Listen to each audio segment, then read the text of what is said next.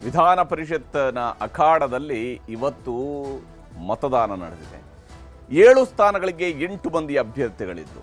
ಕಾಂಗ್ರೆಸ್ಗೆ 4 ನಿಶ್ಚಿತವಾಗಿ ಗೆಲ್ಲಬಹುದಾದ ಸ್ಥಾನಗಳು, ಭಾರತೀಯ ಜನತಾ ಪಕ್ಷಕ್ಕೆ 2 ನಿಶ್ಚಿತವಾಗಿ ಗೆಲ್ಲಬಹುದಾಗಿರುವಂತಹ ಸ್ಥಾನಗಳಾದರೆ ಇನ್ನೊಂದು ಸ್ಥಾನದಲ್ಲಿ ಯಾರಿಗೂ ಪೂರ್ಣವಾದಂತಹ ಅವಕಾಶಗಳು ಅಥವಾ ಮತಗಳು ಅಲ್ಲಿ ಇರಲಿಲ್ಲ. ಹೀಗಾಗಿ ಸೃಷ್ಟಿಯಾಗುವಂಥದ್ದೇ ಹೊಸದೊಂದು ಅವಕಾಶ. ಆ ಅವಕಾಶವನ್ನು ಬಳಸಿಕೊಂಡು ಕಾಂಗ್ರೆಸ್ ತನ್ನ 5ನೇ ಅಭ್ಯರ್ಥಿ, ಮೈತ್ರಿ ಪಕ್ಷಗಳು ತಮ್ಮ ಪರವಾಗಿ ಒಬ್ಬ ಅಭ್ಯರ್ಥಿಯನ್ನು, JDSನಿಂದ ಒಬ್ಬ ಅಭ್ಯರ್ಥಿಯನ್ನು ಅಖಾಡಕ್ಕಿಳಿಸಿದರು. ಆಗ ಶುರುವಾಗಿರುವಂಥದ್ದೇ ಈ ಪೈಪೋಟಿ. ಅದರ ಪರಿಣಾಮವೇ ಇವತ್ತು ನಡೀತಾ ಇರುವಂತಹ ಮತದಾನ. ಪರಿಷತ್ ಅಖಾಡದಲ್ಲಿ ಆತ್ಮಸಾಕ್ಷಿ ಪಕ್ಷನಿಷ್ಠೆಯ ಫೈಟ್ ಈಗ ನಡೀತಾ ಇದೆ. ಆತ್ಮಸಾಕ್ಷಿ, ಪಕ್ಷನಿಷ್ಠೆ ಇವುಗಳೇ ಈಗ ಇಲ್ಲಿಯ ಪ್ರಮುಖ ಅಜೆಂಡಾ. ಗೆಲ್ಲೋದು ಈಗ ಆತ್ಮಸಾಕ್ಷಿಯೋ ತಂತ್ರಗಾರಿಕೆಯೋ, ಈ ಪ್ರಶ್ನೆ ಈಗ ಎಲ್ಲೆಡೆಯೂ ಇರುವಂಥದ್ದು. ಕೆಲ ಹೊತ್ತಲ್ಲೇ 18 ಈ ಒಂದು ಚುನಾವಣೆಗೆ ಸಂಬಂಧಪಟ್ಟಂತೆ 8 ಅಭ್ಯರ್ಥಿಗಳ ಭವಿಷ್ಯ ಬಯಲಾಗತ್ತೆ.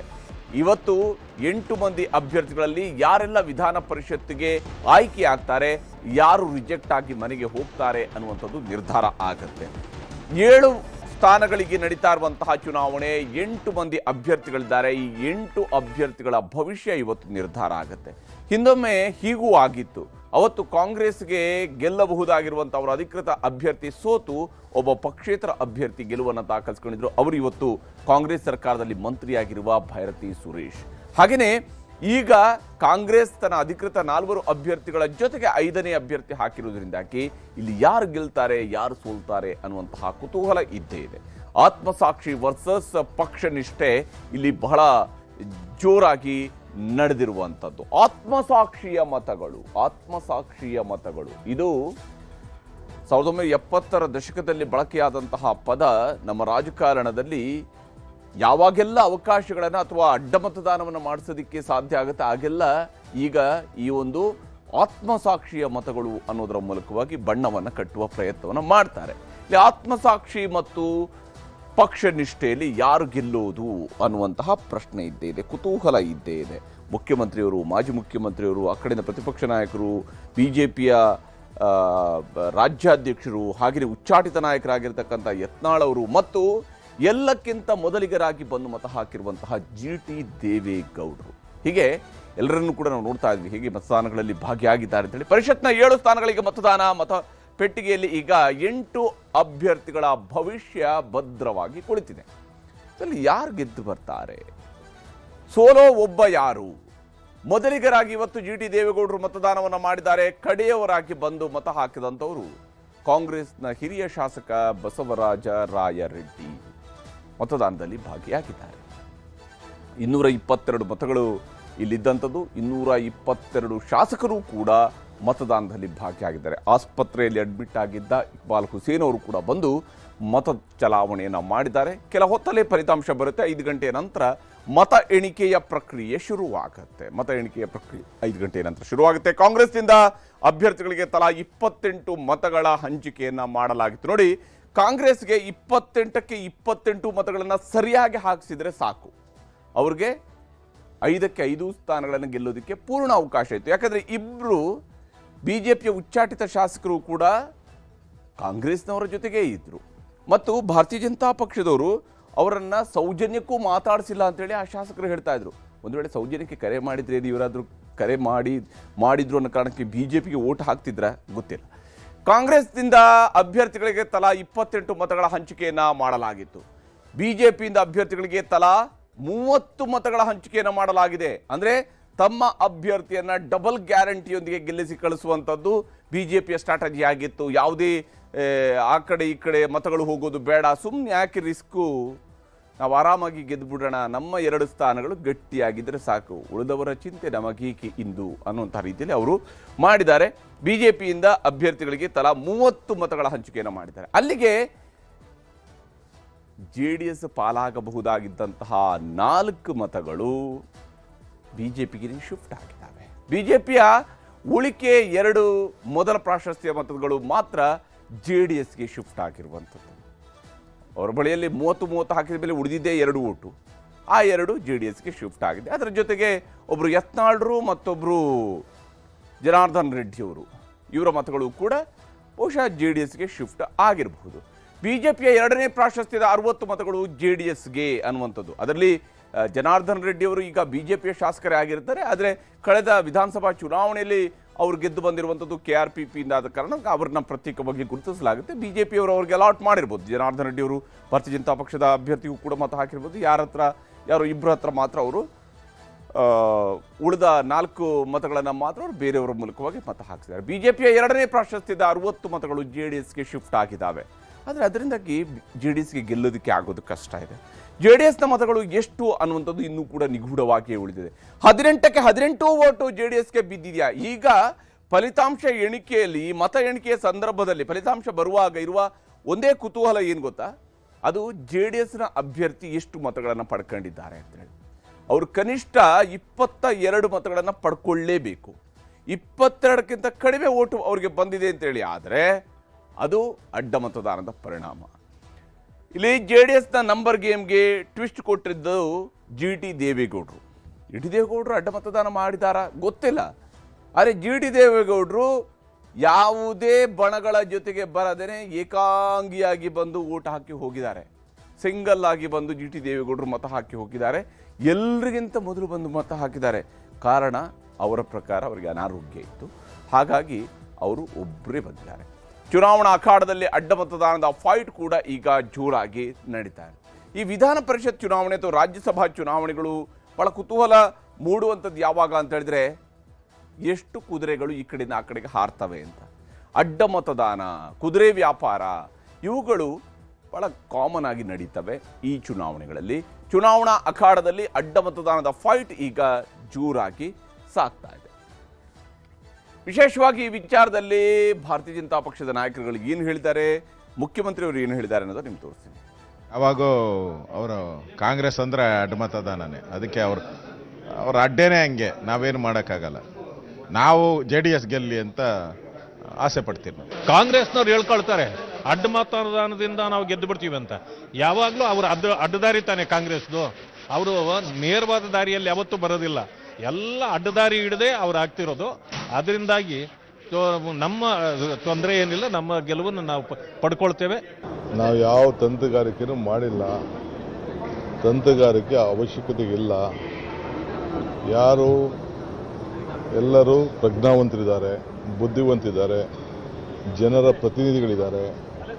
ಅವರು ಅವ್ರಿಗೆ ಸ್ವ ಇಚ್ಛೆ ಮೇಲೆ ಏನು ಮತ ಹಾಕಬೇಕು ಹಾಕಿರ್ತಾರೆ. ಅದು ಬಿಟ್ಟರೆ ಯಾಕೆ ಯಾವ ತಂತ್ರಗಾರಿಕೆ ನಾವು ಮಾಡೋಣ? ನನ್ನ ಪಾಡು ನಾನೆಲ್ಲ ನನ್ನ ಅರಶಿವ ಅಂದ್ಬಿಟ್ಟು ನಾನೆಲ್ಲ MLAಗಳ ಹತ್ರ 1-2 ದಿನ ಕಾಲ ಕಳ್ಕೊಂಡು ಕೂತಿದ್ದೆ. ಅದು ಬಿಟ್ಟರೆ ನಾನು ಯಾವ ತಂತ್ರಗಾರಿಕೆನೂ ಮಾಡಿದ್ದೆ. ಹೀಗೆ ಯಾವ ತಂತ್ರಗಾರಿಕೆನೂ ಮಾಡಿಲ್ಲ ಅನ್ನುವಂಥದ್ದೇ ಒಂದು ರೀತಿಯ ತಂತ್ರಗಾರಿಕೆ ಆಗಿರುತ್ತೆ. ಇಲ್ಲಿ ಇವತ್ತು ಮೊದಲ ಮತದಾನದಲ್ಲಿ ಭಾಗಿಯಾದಂಥವ್ರು ಎಲ್ರಿಗಿಂತ ಮೊದಲು ನೋಡಿ, ರೆಸಾರ್ಟ್ಗಳಲ್ಲಿ ಇದ್ರು, ಹೋಟೆಲ್ಗಳಲ್ಲಿ ಸ್ಟೇ ಮಾಡಿದ್ರು, ರಾತ್ರಿ ಶಾಸಕಾಂಗ ಪಕ್ಷಗಳ ಸಭೆಗಳನ್ನು ನಡೆಸಿದಂಥವ್ರು ಇದ್ರು. ಇವರೆಲ್ಲರೂ ಕೂಡ ಜೊತೆಯಲ್ಲಿ ಬಂದು ಗುಂಪಾಗಿ ಮತ ಹಾಕೋದಿಕ್ಕೆ ಯೋಚನೆ ಮಾಡ್ತಾ ಇದ್ರೆ GT ದೇವೇಗೌಡರು ಹೆಗಲ ಮೇಲೆ ಟವಲ್ ಹಾಕೊಂಡು ಬಂದು ಮೊದಲ ಮತವನ್ನು ಚಲಾಯಿಸಿದ್ದಾರೆ. ಎಲ್ರಿಗಿಂತ ಮೊದಲು ಬಂದು ಮತ ಚಲಾಯಿಸಿದಂಥ GT ದೇವೇಗೌಡರು ಆತ್ಮಸಾಕ್ಷಿಯ ಮತ ಹಾಕಿದ್ದೇನೆ ಅಂತ GT ದೇವೇಗೌಡರು ಹೇಳಿದ್ದಾರೆ. ಆತ್ಮಸಾಕ್ಷಿಯ ಮತ ಹಾಕಿದ್ದೇನೆ. ಅಫ್ಕೋರ್ಸ್ ಇದು ಸೀಕ್ರೆಟ್ ಬ್ಯಾಲೆಟ್, ಇದು ಗೌಪ್ಯ ಮತದಾನ ಪದ್ಧತಿ ಇಲ್ಲಿರುವಂಥದ್ದು. ಗೌಪ್ಯ ಮತದಾನದಲ್ಲಿ ಆತ್ಮಸಾಕ್ಷಿಗೆ ಪೂರಕವಾಗಿ ಓಟ್ ಹಾಕಬೇಕು. ಯಾರಿಗೆ ಓಟ್ ಹಾಕಿದ್ದೀವಿ ಅಂತ ಹೇಳೋದಕ್ಕೆ ಅವಕಾಶಗಳಿಲ್ಲ. ಆದರೆ ಅಡ್ಡ ಮತದಾನ ಮಾಡಿದರೆ ಸಾಬೀತು ಮಾಡಲಿ. ನಾನೊಂದು ವೇಳೆ ಏನಾದರೂ ಅಡ್ಡ ಮತದಾನ ಮಾಡಿದ್ದೀನಿ ಅಂತೇಳಿ ಆದರೆ ಅದನ್ನು ಸಾಬೀತು ಮಾಡಿ ಅಂತ GT ದೇವೇಗೌಡರು ಸವಾಲಿಸಿದ್ದಾರೆ. ಹಾಗಾಗಿ ಸವಾಲಿಸಿದ್ದಾರೆ ಅಂದರೆ ಇನ್ ಕೇಸ್ ಅವರೇನಾದರೂ ನಿಜಕ್ಕೂ ಅವರ ಆತ್ಮಸಾಕ್ಷಿಯ ಪ್ರಕಾರವಾಗಿ ಓಟ್ ಹಾಕಿ ಅದು ಅವರ ಆತ್ಮದಲ್ಲಿ JDS ಬೇಡ ಅಂಥೇಳಿ ಏನಾದರೂ ಬಂದು JDS ಅಭ್ಯರ್ಥಿ ಸರಿ ಇಲ್ಲ, ಹಾಗಾಗಿ ಈ ಅಭ್ಯರ್ಥಿಗೆ ಹಾಕೋಣ ಅಂಥೇಳಿ ಬೇರೆ ಯಾರಿಗಾದ್ರೂ ಓಟ್ ಹಾಕಿದ್ರು ಅಂತ ಇಟ್ಕೊಳ್ಳೋಣ. ಅದು GT ದೇವೇಗೌಡರೇ ಹಾಕಿದ್ದಾರೆ ಏನು ಗ್ಯಾರಂಟಿ? ಉಳಿದ 18 ಜನರ ಮೇಲೆ ಯಾಕೆ ಅನುಮಾನ ಬರೋದಿಲ್ವಾ JDSನಲ್ಲಿರುವ? GT ದೇವೇಗೌಡರು ಏನು ಮಾಡಿದ್ದಾರೆ ಅನ್ನೋ ಟೆನ್ಷನ್ನಲ್ಲಿ JDSನ ಅಭ್ಯರ್ಥಿ ಇದ್ದೇ ಇದ್ದಾರೆ. ಯಾಕಂದರೆ ಅವರು ಎಲ್ಲರಿಗಿಂತ ಮೊದಲು ಬಂದು ಓಟ್ ಹಾಕಿದ್ದಾರೆ, ಪಕ್ಷದ ನಾಯಕರ ಜೊತೆಗೆ ಬಂದಿಲ್ಲ. ಅದಾದ್ಮೇಲೂ ಕೂಡ ಯಾರ ಸಂಪರ್ಕಕ್ಕೆ ಅವರು ಸಿಗಲಿಲ್ಲ. ಹೀಗಾಗಿ ಅವರು ಏನು ಮಾಡಿದ್ದಾರೆ ಅನ್ನುವಂಥ ಅನುಮಾನ ಇದ್ದೇ ಇತ್ತು. ಹಾಗಿದ್ರೂ GT ದೇವೇಗೌಡರು ಮಾತನಾಡಿದ್ದಾರೆ. ಆಗ ಅವ್ರು ಏನು ಹೇಳಿದ್ದಾರೆ ಅನ್ನೋದು ನಿಮ್ಗೆ ತೋರಿಸ್ತೀನಿ.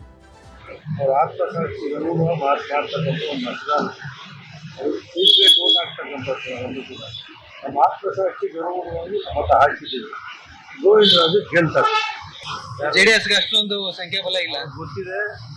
ನಮ್ಮ ಕೇಂದ್ರ ಸಚಿವರು ಕುಮಾರಸ್ವಾಮಿ ಅವ್ರು ಹೆಂಗೆ ಎಲೆಕ್ಷನಲ್ಲಿ ಗೆಲ್ಲಬೇಕು ಅಂತ ನಮಗೆ ಗೊತ್ತಿದೆ.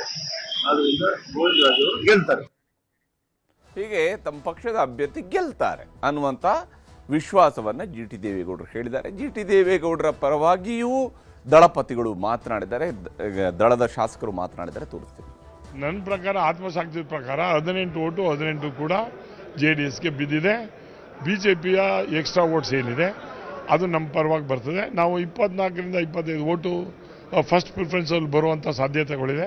ಅದಾದಮೇಲೆ ಸೆಕೆಂಡ್ಸಲ್ಲಿ ಏನೇನಾಗುತ್ತೆ ಏನು ಅನ್ನೋದ್ರ ಬಗ್ಗೆ ವಿ ಹ್ಯಾವ್ ಟು ಥಿಂಕ್.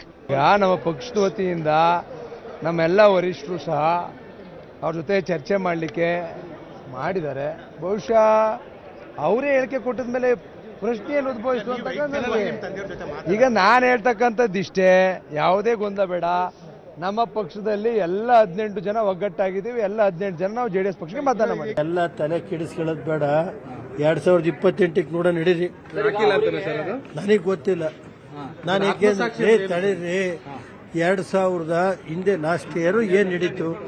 ನಾನು ಇವತ್ತು ನಮ್ಮ ಪಕ್ಷದ ಸಿದ್ಧಾಂತದ ಪ್ರಕಾರ ಕುಮಾರನವರು ಡೈರೆಕ್ಷನ್ ಕೊಟ್ಟು ಯಾರು ನಮ್ಮ ಪಕ್ಷದ ಏನಿದೆ ನಡೆಯುತ್ತೆ ಅನ್ನೋದನ್ನ ಕುಮಾರನವರು ಟ್ರಯಲ್ ಬೇಸಿಸ್ ಮಾಡೋರು. ಕುಮಾರನಂತ ದೇವೇಗೌಡರ ಥರ ರಾಜಕೀಯ ಕಲೆ ಜಾಸ್ತಿ ಆಯ್ತು ನಡೆದಿ.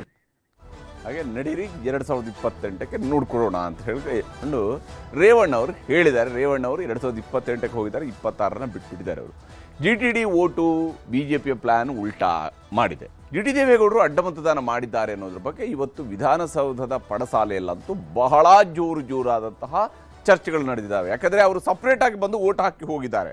ಅವರ ಸ್ಟೇಟ್ಮೆಂಟನ್ನು ನೋಡಿದಾಗ ಇಲ್ಲ ಕುಮಾರಸ್ವಾಮಿ ನೋಡ್ಕೊತಾರೆ, ಗೋವಿಂದರಾಜ್ ಗೆಲ್ತಾರೆ ಅನ್ನೋಂಥ ಮಾತುಗಳನ್ನೆಲ್ಲ ಬಂದಿರೋದ್ರಿಂದ ಅವರು JDSಗೆ ಓಟ್ ಹಾಕಿರಬಹುದು. ಆದರೆ ಅವರು ಮತದಾನ ಮಾಡಿ ಹೋದ ನಂತರ, ಯಾಕಂದರೆ ಅದು ಗೌಪ್ಯ ಮತದಾನ ಆಗಿರೋದ್ರಿಂದಾಗಿ GTD ಮತದಾನದ ಬಳಿಕ BJPಯವರ ಪ್ಲಾನ್ ಚೇಂಜ್ ಆಗಿದೆ.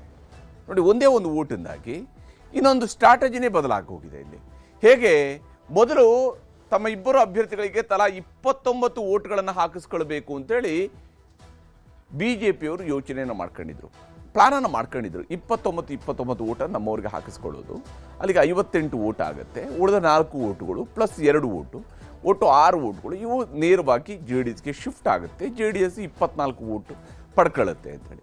ಹೇಗಿದ್ರು JDS ಮತಗಳು ಕಡಿಮೆ ಆಗುತ್ತೆ ಅಂದರೆ GT ದೇವೇಗೌಡರ ಓಟ್ ಮೈನಸ್ ಆಯಿತು ಅಂತ ಹೇಳಿದ್ರೆ ಹೇಗಿದ್ರು JDSನ ಓಟ್ ಮೈನಸ್ ಆಗುತ್ತೆ.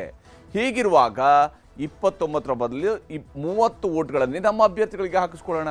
ಹೇಗೂ ಅವರು ಗೆಲ್ಲೋದಿಲ್ಲ, ಮತ್ತಿನ್ಯಾಕೆ ನಮ್ಮ ಅಭ್ಯರ್ಥಿಯ ಬದಲಿಗೆ ಬೇರೆ ಅಭ್ಯರ್ಥಿಗೆ ಓಟ್ ಹಾಕಬೇಕು, JDSಗೆ ಯಾಕೆ ಓಟ್ ಹಾಕಬೇಕು? ಇದು BJPಯವರ ಸೀಮಿತ ಯೋಚನೆ ಆಗಿತ್ತು. ಹೀಗಾಗಿ 29ರ ಬದಲು 30 ಮತಗಳನ್ನು BJPಯವರು ಹಾಕಿಸ್ಕೊಂಡಿದ್ದಾರೆ ತಮ್ಮ ಅಭ್ಯರ್ಥಿಗಳಿಗೆ. 30 ಶಾಸಕರುಗಳನ್ನು ಅಲಾಟ್ ಮಾಡಿದ್ದಾರೆ. ನೀವು ನೇರವಾಗಿ ಇವ್ರಿಗೆ ಹಾಕಿ. ಎರಡನೇ ಪ್ರಿಫರೆನ್ಸ್ ವೋಟನ್ನು ಅಂದರೆ ನಿಮ್ಮ ಸೆಕೆಂಡ್ ಪ್ರಿಫರೆನ್ಷಿಯಲ್ ವೋಟನ್ನು ನೀವು JDSಗೆ ಹಾಕಿ ಅಂತೇಳಿ. ಅಂದರೆ 60 ಮಂದಿಯೂ ಕೂಡ ತಮ್ಮ ಸೆಕೆಂಡ್ ಪ್ರಿಫರೆನ್ಷಿಯಲ್ ವೋಟನ್ನು JDSಗೆ ಹಾಕುವಂತಹ ಯೋಚನೆಯನ್ನು ಮಾಡಲಾಗಿದೆ. ಆದರೆ ಈ ಸಂದರ್ಭದಲ್ಲಿ ಕೇಸರಿ ಪಡೆಯ ಪಾಲಿಗೆ ಕೆಂಡ ಆದಂಥವರು ಯತ್ನಾಳ್. ನೋಡಿ, ಉಚ್ಚಾಟನೆ ಆದಮೇಲೆ ಇಂತಹ ಚುನಾವಣೆಗಳು ಬರ್ತಾವಲ್ಲ, ಇದು ಬಹಳ ಮಹತ್ವ ಆಗುತ್ತೆ ಮತ್ತು ಬಹಳ ಗೌರವವನ್ನು ತಂದುಕೊಡ್ಬಿಡುತ್ತೆ ಈ ಉಚ್ಚಾಟಿತ ಶಾಸಕರುಗಳಿಗೂ ಕೂಡ.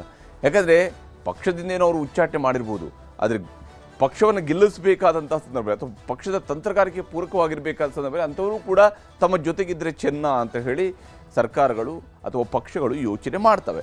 BJPಯವರು ಇಬ್ಬರು ಉಚ್ಚಾಟಿತ ಶಾಸಕರ ಮೇಲಿನ ಆಸೆಯನ್ನು ಸಂಪೂರ್ಣ ಬಿಟ್ಟುಬಿಟ್ಟಿದ್ದಾರೆ. ಮತ್ತು ಆ ಇಬ್ಬರು ಶಾಸಕರು ಕೂಡ ಆಲ್ರೆಡಿ ಅವರು ಕಾಂಗ್ರೆಸ್ ಜೊತೆಗೆ ಓಡಾಡ್ತಾ ಇರ್ತಾರೆ ಹೊರತು ಅವರೆಲ್ಲೂ BJPಯವರ ಜೊತೆಗೆ ಓಡಾಡ್ತಾ ಇರೋದಿಲ್ಲ. ಯತ್ನಾಳ್ರು ಹಾಗಲ್ಲ, BJPಯವರಿಗೂ ಬೈತಾರೆ, ಕಾಂಗ್ರೆಸ್ಗೂ ಬೈತಾರೆ, ಕಾಂಗ್ರೆಸ್ಗೆ ಪೂರ್ತಿಯಾಗಿ ಬೈತಾರೆ, BJPಯಲ್ಲಿ ಆಯ್ದ ವ್ಯಕ್ತಿಗಳಿಗೆ ಬೈತಾ ಇರ್ತಾರೆ. ಹೀಗಾಗಿ ಉಚ್ಚಾಟಿತ ಶಾಸಕ ಬಸನಗೌಡ ಪಾಟೀಲ್ ಯತ್ನಾಳ್ ಅವರ ಮನವೊಲಿಕೆಯ ಸರ್ಕಸ್ ಇವತ್ತು ನಡೀತು. ಅವ್ರನ್ನ ಅವರ ಪಕ್ಷದ ನಾಯಕರುಗಳು ನೋಡಿ ಅವ್ರ ಜೊತೆಗೆ ರೆಬೆಲ್ ಸಭೆಗಳನ್ನು ನಡೆಸಿದಾಗಲೂ ಕೂಡ ಕೂತ್ಕೊಳ್ತಾ ಇರ್ತಿದ್ರು. ಆ ಶಾಸಕರು ಕೂಡ BP ಹರೀಶ್ ಅವರು ಕೂಡ ಅಲ್ಲಿದ್ದರು. ಅಶೋಕ್ ಅವ್ರನ್ನ ಭೇಟಿಯಾಗೋದಕ್ಕೆ ಹೋದಂತಹ ಸಂದರ್ಭದಲ್ಲಿ ಪ್ರತಿಪಕ್ಷ ನಾಯಕ ಅಶೋಕ್ ಕಚೇರಿಯಲ್ಲಿ ಒಂದು ಸಂಧಾನ ಸಭೆಯ ರೀತಿಯಲ್ಲೂ ಕೂಡ ನಡೆಸಲಾಯಿತು. ಅಶೋಕ್ ಅವ್ರ ಜೊತೆಗೆ ಯತ್ನಾಳ್ರು ಕೂತ್ಕೊಂಡು ಮಾತನಾಡಿದ್ದಾರೆ.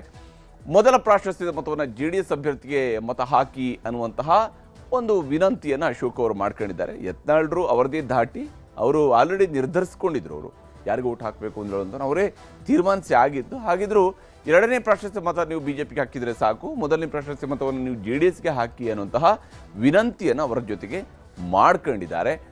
ಹಾಗಾಗಿ ಅವರು NDA ಅನ್ನುವಂಥ, ಈಗ ಅವರು BJPಯಿಂದ ಉಚ್ಚಾಟಿತರಾದರೂ NDAಯ ಭಾಗ ಅನ್ನುವಂಥ ರೀತಿಯಲ್ಲಿ ಯತ್ನಾಳ್ರು ಕೂಡ ಯೋಚನೆ ಮಾಡ್ತಾ ಇರ್ತಾರೆ. ಯತ್ನಾಳ್ರ ಮಾತುಗಳನ್ನು ನಿಮಗೆ ತೋರಿಸ್ತೇವೆ. ಅಶೋಕ್ ಅವರ ಮಾತುಗಳನ್ನು ನಿಮ್ಗೆ ತೋರಿಸ್ತೇವೆ. ಅದೇ ರೀತಿ ಯತ್ನಾಳ್ ಅವರು ಕೂಡ ನಮ್ಮ ಅಭ್ಯರ್ಥಿಗೆ ಯತ್ನಾಳ್ ನಮ್ಮ ಅಭ್ಯರ್ಥಿಗೆ ವೋಟ್ ಹಾಕಿದ್ದಾರೆ. ಯತ್ನಾಳ್ ಅವರು ನಾವು BJP ಏನು ಸೂಚನೆ ಮಾಡಿದೆ ಆ ರೀತಿ ವೋಟ್ ಮಾಡಿದ್ದಾರೆ. ಯತ್ನಾಳ್ ಅವರು BJPಯ ಒಂದು ವಿನಂತಿ ಮೇರೆಗೆ ಅವರು ಕೂಡ ನಾವು ಹೇಳಿದಂಥ ಅಭ್ಯರ್ಥಿಗೆ ವೋಟ್ ಮಾಡಿದ್ದಾರೆ.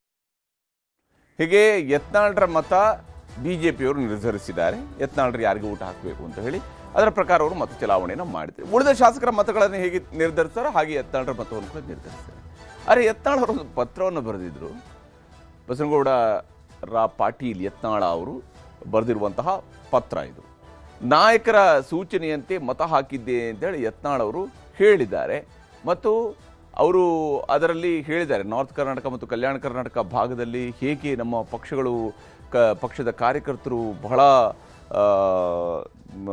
ಶ್ರಮದಿಂದ ಪಕ್ಷವನ್ನು ಕಟ್ಟಿದ್ದಾರೆ ಅನ್ನೋದನ್ನೆಲ್ಲ ಆ ಒಂದು ಪತ್ರದಲ್ಲಿ ಅವರು ಉಲ್ಲೇಖ ಮಾಡಿದ್ದಾರೆ.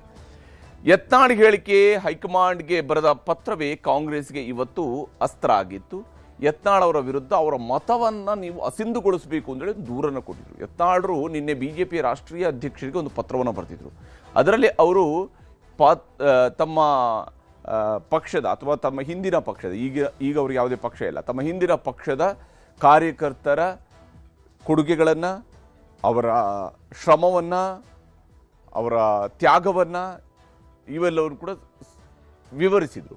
BJPಯ ಕುಟುಂಬ ರಾಜಕಾರಣದ ಬಗ್ಗೆಯೂ ಕೂಡ ಅವರು ಫ್ಯಾಮಿಲಿ ಸೆಂಟ್ರಿಕ್ ಪಾಲಿಟಿಕ್ಸ್ ಬಗ್ಗೆಯೂ ಕೂಡ ಅವರು ತಮ್ಮ ಪತ್ರದಲ್ಲಿ ಉಲ್ಲೇಖ ಮಾಡಿದರು. BJPಯ ಲಿಂಗರಾಜ್ ಪಾಟೀಲ್ರಿಗೆ ನಾನು ವೋಟ್ ಹಾಕ್ತೇನೆ ಅಂತೇಳಿ ಪತ್ರ ಬರೆದಿದ್ರು. ಉತ್ತರ ಕರ್ನಾಟಕದವರು ಅಷ್ಟೇ ಅಲ್ಲದೆ ಪಕ್ಷದ ಒಬ್ಬ ನಿಷ್ಠಾವಂತ ಕಾರ್ಯಕರ್ತರಿಗೆ ನೀವು ಟಿಕೆಟ್ ಕೊಟ್ಟಿದ್ದೀರಿ, ಹಾಗಾಗಿ ಲಿಂಗರಾಜ್ ಪಾಟೀಲ್ರಿಗೆ ನಾನು ವೋಟ್ ಹಾಕ್ತೀನಿ ಅಂತೇಳಿ ಪತ್ರದಲ್ಲಿ ಉಲ್ಲೇಖ ಮಾಡಿದರು. ಕಾಂಗ್ರೆಸ್ನವರು ಕೇಳಿದಾಗ BJPಯವರು ಕಳ್ಳರು ಅಂತೇಳಿ ಯತ್ನಾಳ್ ಅವರು ಹೇಳಿದ್ರಂತೆ. ಹೀಗಾಗಿ BJPಯವರು ಕಳ್ಳರು ಅಂತ ಹೇಳಿದಂಥವ್ರಿಗೆ BJPಗೆ ವೋಟ್ ಹಾಕಿದ್ದಾರೆ ಅಂತ ಹೇಳ್ತಾ ಇರೋದ್ರಿಂದಾಗಿ ಇವರದು ಎರಡು ರೀತಿಯಾದಂತಹ ನಿಲುವುಗಳಿದ್ದಾವೆ. ಇಲ್ಲಿ ಚುನಾವಣಾ ಕಾಯ್ದೆಯ ಉಲ್ಲಂಘನೆ ಕೂಡ ಇದರಲ್ಲಿ ಆಗಲಿದೆ ಅಂತೇಳಿ ಕಾಂಗ್ರೆಸ್ನವರು ಒಂದು ದೂರನ್ನು ತೆಗೆದುಕೊಂಡು ಹೋಗಿ ಚುನಾವಣಾಧಿಕಾರಿಯಾಗಿರುವಂತಹ ವಿಧಾನಸಭೆಯ ಕಾರ್ಯದರ್ಶಿಯವರಿಗೆ ಕೊಟ್ಟಿದ್ದಾರೆ. ಯತ್ನಾಳ್ ಮತ ತಿರಸ್ಕರಿಸುವಂತೆ ವಿಧಾನಸಭೆಯ ಕಾರ್ಯದರ್ಶಿಗೆ ಅವರು ದೂರನ್ನು ಕೊಟ್ಟರು. ಆದರೆ ಈ ಒಂದು ದೂರನ್ನು ಪಡೆದಂತಹ ವಿಶಾಲಾಕ್ಷಿ ಅವರು ದೂರನ್ನು ತಿರಸ್ಕರಿಸಿದ್ದಾರೆ. ಅಂದರೆ ಆ ಸಿಂಧುಗೊಳಿಸೋದಕ್ಕೆ ಆಗೋದಿಲ್ಲ, ಅದು ಸಿಂಧುವೆ ಅಂತ.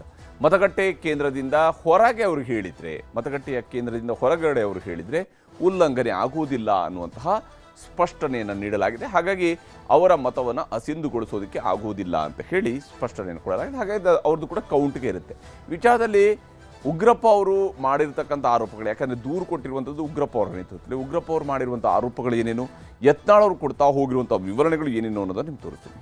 ಅವರಿಗೆ ಪತ್ರ ತೋರಿಸಿ ಕೇಳಿದ್ವಿ, ನೀವು ಈ ರೀತಿ ಪತ್ರ ಬರೆದಿದ್ದೀರಿ ಏನು ಅಂತ ಹೇಳಿದ್ರೆ, ಅವರು BJPನವರು ಕಳ್ಳರಿದ್ದಾರೆ, ಅವರು ಬಳಸಿದಂಥ ಪದ ರೆಕಾರ್ಡ್ ಆಗಿದೆ, ಅವರು ಕಳ್ಳರಿದ್ದಾರೆ ಭಾರತೀಯ ಜನತಾ ಪಾರ್ಟಿಯವರು. ನಾನೇನಾದರೂ ಆ ರೀತಿಯ ಪತ್ರ ಬರೀತಾ ಇದ್ರೆ ನಾನು ಕಾಂಗ್ರೆಸ್ಸಿಗೆ ವೋಟ್ ಹಾಕಿದ್ದೇನೆ ಅಂತೇಳಿ ಭಾವಿಸ್ತಾರೆ, ಅದಕ್ಕೋಸ್ಕರ ಪತ್ರ ಬರೆದಿದ್ದೀನಿ, ಆ ಪತ್ರ ಬರೆದಿರೋದು ನಿಜ ಅನ್ನುವಂಥದ್ದನ್ನು ಅವರು ಸ್ಪಷ್ಟವಾಗಿ ಹೇಳಿದ್ದಾರೆ. ಅದರ ರೆಕಾರ್ಡು ಸಹ ಆಗಿದೆ. ಸೊ ಬರೀ ಓಟ್ ಅಂತ ಅಷ್ಟೇ ಅಲ್ಲ, ನಮ್ಮದು ಒಂದು ಆತ್ಮಸಾಕ್ಷಿ ಐತಲ್ರಿ. ಅವ್ರೇನಾದ್ರು ಮಾಡ್ಕೊಳ್ಳಿ, ನಾನೇನು ಲೆಟ್ರ್ ಕಳಿಸಿಲ್ಲ ನನ್ನ ಪಾರ್ಟಿಗೆ ಜಾಯಿನ್ ಮಾಡ್ಕೊರಿ ಅಂತ ಹೇಳಿಲ್ಲ. ಅದ್ರಾಗ ಸ್ಪಷ್ಟ ಬರ್ದೀನಿ. ಇದರ ಅರ್ಥ ನಾನು ಭಾರತೀಯ ಜನತಾ ಪಾರ್ಟಿಗೆ ಸೇರಬೇಕನ್ನುವಂಥ ಉದ್ದೇಶದಿಂದ ಈ ಪತ್ರ ಬರೆದಿಲ್ಲ ಅಂತ ಹೇಳಿದ್ದೇನೆ. ನಾನು ನನ್ನ ಆತ್ಮಸಾಕ್ಷಿ. ನೀವೇ ಪತ್ರ ಬರೆದು ನಾನು ಓಟ್ ಹಾಕ್ತೀನಿ ಅಂತ ದುಂಬಾಲು ಬಿದ್ದು ಕೇಳ್ಕೊಂಡ್ರ ಅಥವಾ ಅವ್ರು ನಿಮ್ಮನ್ನು ಕೇಳ್ಕೊಂಡ್ರ? ದುಂಬಾಲ್ ಅವರು ಬಿದ್ದಿಲ್ಲ, ದುಂಬಾಲ್ ನಾನು ಬಿದ್ದಿಲ್ಲ. ದುಂಬಾಲ್ ಬಿದ್ದಿದ್ದು ನನ್ನ ಆತ್ಮಸಾಕ್ಷಿ, ನನ್ನ ಆತ್ಮಗೌರವ, ಅದು ದುಂಬಾಲ್ ಬಿತ್ತು. BJPಯ ಯಾರು ಅಮಾನತುಗೊಂಡಿರುವಂಥ ಯತ್ನಾಳ್ರವರು ನಿನ್ನೆ ಅಂದರೆ 17ನೇ ತಾರೀಕು BJPಯ ರಾಷ್ಟ್ರೀಯ ಅಧ್ಯಕ್ಷರಿಗೆ ಒಂದು ಪತ್ರ ಬರೆದು BJPಯ ವಿಚಾರಗಳ ಹಿನ್ನೆಲೆಯಲ್ಲಿ ಆ ಪಕ್ಷದಲ್ಲಿರುವಂಥ ಕೌಟುಂಬಿಕ ರಾಜಕಾರಣ ಇನ್ನಿತರ ವಿಚಾರಗಳನ್ನು ಪ್ರಸ್ತಾಪ ಮಾಡಿ ನಾನು ಬಿಜೆಪಿಯ ಅಭ್ಯರ್ಥಿ ಆಗಿರುವಂಥ ಲಿಂಗರಾಜ್ ಪಾಟೀಲ್ರವರಿಗೆ ವೋಟ್ ಹಾಕ್ತೀನಿ ಅನ್ನೋದನ್ನು ಪತ್ರ ಬರೆದಿದ್ದಾರೆ. ನನ್ನ ಹೋರಾಟ ಯಾರ ವಿರುದ್ಧ? ಒಂದು ಭ್ರಷ್ಟರ ಕುಟುಂಬದ ವಿರುದ್ಧ ಹೋರಾಟ. ಆ ಕುಟುಂಬ ಬೇರೆ, BJP ಬೇರೆ. ಮತ್ತು ನಾವು ಯಾವ ಚಿಹ್ನೆಯಿಂದ ಆರಿಸಿ ಬಂದಿಲ್ಲ, ಅದಕ್ಕೆ ನಾನು ಮೋಸ ಮಾಡಬಾರ್ದು ಅಂತೇಳಿ BJPಗೆ ನಾನು ಮತದಾನ ಮಾಡಿದ್ದೇನೆ. ಹೀಗೆ ನನ್ನ ಓಟು BJPಗೆ ಅಂತ ಅವ್ರು ಹೇಳ್ಕೊಂಡಿದ್ದಾರೆ. ಆದರೆ ಇವರು ಆದಮೇಲೆ ಇನ್ನೂ ಇಬ್ಬರು ಉಚ್ಚಾಟಿತರಾಗಿದ್ರಲ್ಲ, ಈ ಜೋಡಿ ಏನು ಮಾಡಿದೆ? ಅವರು ಕೈ ಹಿಡಿದಿದ್ದಾರೆ. BJPಯ ಇಬ್ಬರು ಉಚ್ಚಾಟಿತ ಶಾಸಕರು ಕಾಂಗ್ರೆಸ್ಗೆ ಬೆಂಬಲವನ್ನು ಕೊಟ್ಟಿದ್ದಾರೆ. ಇವರು ಜೋಡಿಯಾಗಿಯೇ ಓಡಾಡುವಂಥವ್ರು ಸೋಮಶೇಖರ್ ಮತ್ತು ಶಿವರಾಮ್ ಹೆಬ್ಬಾರ್ ಅವರು. SD ಸೋಮಶೇಖರ್ ಮತ್ತು ಶಿವರಾಮ್ ಹೆಬ್ಬಾರ್ ಇವರಿಬ್ಬರು ಕೂಡ ಕಾಂಗ್ರೆಸ್ಗೆ ಮತವನ್ನು ಹಾಕಿದ್ದಾರೆ. ಇಬ್ಬರು ಕೂಡ ಪೂರ್ವಾಶ್ರಮದಲ್ಲಿ ಕಾಂಗ್ರೆಸ್ನಲ್ಲೇ ಇದ್ದಂಥವ್ರು. ಅವರು BJPನ ಕಾಂಗ್ರೆಸ್, ಕಾಂಗ್ರೆಸ್ನ BJPನ ಕಾಂಗ್ರೆಸ್, ಈ ರೀತಿಯಾಗಿ ಹೋಗ್ತಾ ಇರುವಂಥವ್ರು. ಇನ್ನು ವಂಡರ್ಲಾ ರೆಸಾರ್ಟ್ನಲ್ಲಿ ಮಾತುಕತೆಯನ್ನು ನಾಯಕರುಗಳು ಬಹಿರಂಗಪಡಿಸಿದ್ದಾರೆ. ಇನ್ಫ್ಯಾಕ್ಟ್ ಅವರು ವಂಡರ್ಲಾ ರೆಸಾರ್ಟ್ನಲ್ಲಿ ನಿನ್ನೆ ಇಡೀ ದಿವಸ ಇದ್ದರು. ಕ್ಷೇತ್ರಗಳ ಅಭಿವೃದ್ಧಿಗಾಗಿ ಕಾಂಗ್ರೆಸ್ಗೆ ಮತ ಹಾಕಿದ್ದೇವೆ ಅಂತೇಳಿ ಹೇಳಿದ್ದಾರೆ. ನೋಡಿ ಪಾಪ, ಕ್ಷೇತ್ರದ ಅಭಿವೃದ್ಧಿಗಾಗಿ ಕಾಂಗ್ರೆಸ್ಗೆ ಮತ ಹಾಕ್ತಾ ಇದ್ದಾರೆ. ಈ ಕಾರಣಕ್ಕಾಗಿ ಇದು ಈ ಕ್ರಾಸ್ ವೋಟ್ ಮಾಡುವಾಗ ಸಾಮಾನ್ಯವಾಗಿ ಬರುವಂತಹ ಮತ್ತೊಂದು ಮಾತುಗಳು ಇವು. ಸೌಜನ್ಯಕ್ಕಾದರೂ ಕರೀಲಿಲ್ಲ BJPಯವರು, ನಮ್ಮ ಬಳಿಯಲ್ಲಿ ಮತಗಳು ಕೇಳಿಲ್ಲ ಅವರು.